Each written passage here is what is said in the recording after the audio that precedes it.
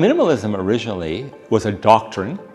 It was about living in a reductive life, having very little around you, as least as possible, right?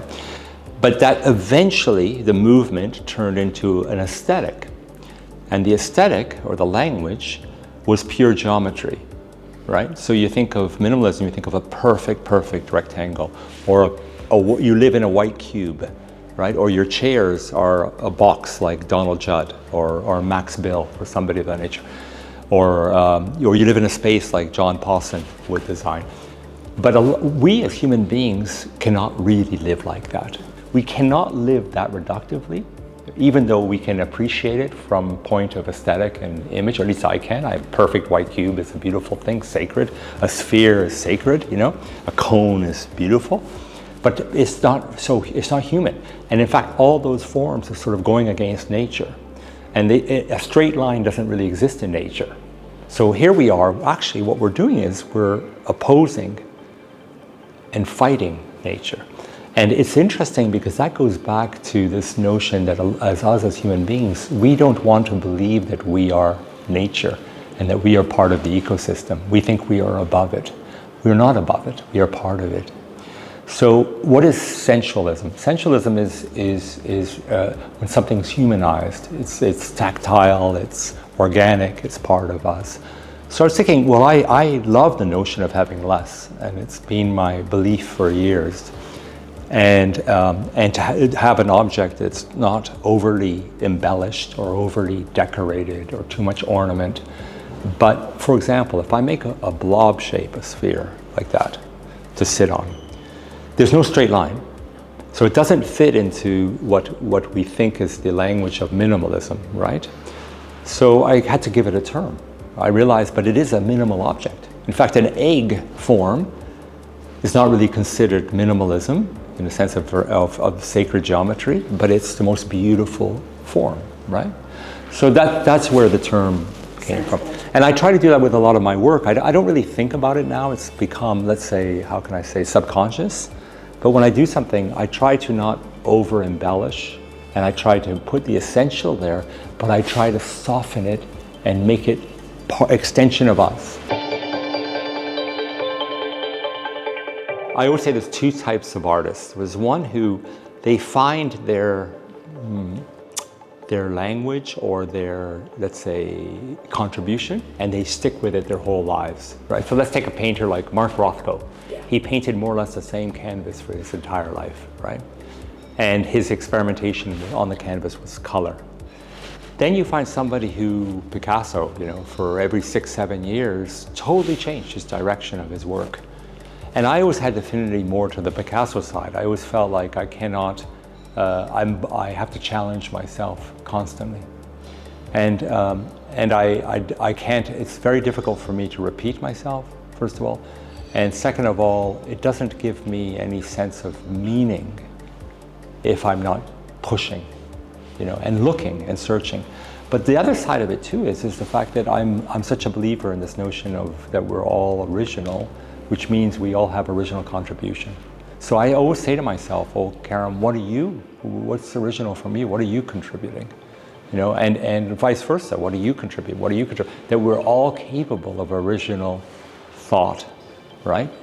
And that's a driver for me, you know. And I've said this, and I'll probably say this when I speak in the conference, that because it's inspiring for a lot of people, is that if you do something original act that has an impact on the world today, you're the first of 8 billion people.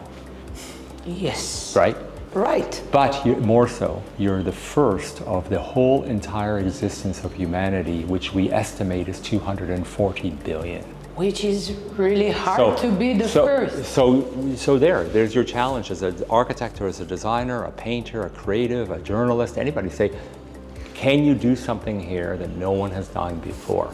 And you can go to sleep that night or wake up next morning realizing you were the first of 240 billion. That's inspiring, you know? It's really inspiring, actually, because it's almost impossible. Well, it's every day somebody is doing something original. Yes. Every day. Look at AI. I think that it's an amazing time. It's beyond now a tool. Many years in design, things got more and more interesting and better because of all the softwares. You know, so we could go through many ideas much more quick and get to a better solution. For example, we could do form, and today we can do form that's never existed before in history. We can use rapid prototyping, stereolithography, all this to build and do manufacturing on demand that's never been done before. These are all very positive factions for the evolution of humanity, all of these things. So software gave us tools to work in 3D versus we used to work in 2D, right?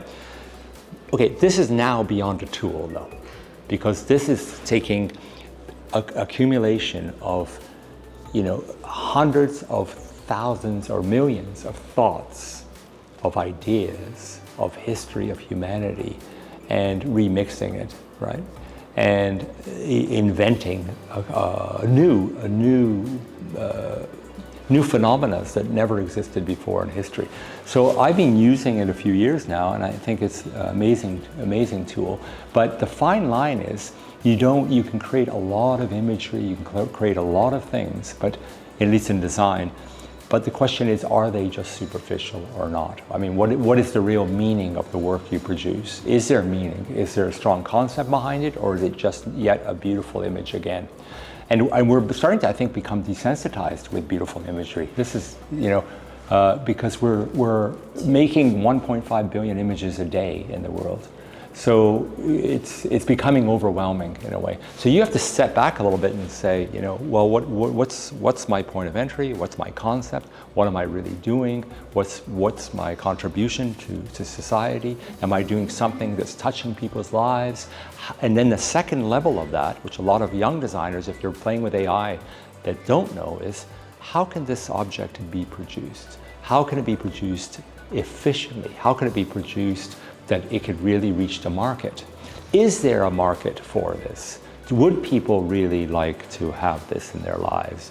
And onward and onward. Those questions are very difficult to handle. For me, they're easy to handle because I have such an experience. I have 40 years, I have a really good feeling about manufacturing. I think I know every possible manufacturing production typology there is. I think we've lost touch a little bit with function. So because we went into such an image-driven world, a lot of design and a lot of architecture now is forgetting about just the human experience. When you think about what is human experience? Well, human experience is a physical phenomena. So you walk into a space, you sit on something, you turn a light on, you interact with space, you're going to like a train station or an airport. All these things, those experiences could shape the physicality if we're thinking experience first. A beautiful example is, years ago, an architect had designed a plan for a university, and they built 4 or 5 buildings. And in the middle was a sort of a piazza square of grass. And he was going to build the sidewalks going from one building to another. And he decided not to build any sidewalks and left it grass. And over 2 years, watched how the students went from one building to another, and then they put the sidewalks. We honestly, I think in design, we became so interested in form and material that we started to forget about function. If you are speaking directly to a young Romanian architect or designer sitting in Cluj, where you will be broadcasted, what would you tell them for our design days? How about this? I would like to tell them when I'm there, you know, but I have a lot to tell them. And, you know, young, old, middle-aged, it really doesn't matter. It's not just about young designers. It's about all of us collectively, how we need to think and move forward, you know, and we need to think more than make, right? So we've gotten to this sort of cycle of production where it's all about just producing and producing and producing. We need to step back and rethink a lot of our physical and virtual landscapes. But again, we need to put the human at the center, at the epicenter of this entire world, right? And again, and I'll repeat what I said at the beginning, nothing in this world, don't even bother trying to produce something or make something if it's not going to build somehow a nuance of a better experience. It's very hard to do something completely original, but there should be some nuance there of new contribution that brings the object or the thing or the space to the next level. I would just like to say I'm really looking forward to coming. And meeting, the design culture and beyond. And the thing is, design also has to push itself beyond the borders of its own community, because at the end of the day, the people that we need to educate to live in a better world is everybody, right? So, and design becomes a little bit myopic that way, So, and I noticed, and this is just, by the way, just for you to think about, is that in most of these design conferences in the world, the people who really can make change don't come to these lectures and conferences. They're the investors, they're the bankers, they're the politicians, the people who really could make much quicker and bigger impact are those people. So for a designer to speak to other designers is one thing, because yes, you can inspire them, but to really make things happen, you need that larger audience. You need the people that really can have the capital to shape and change the world.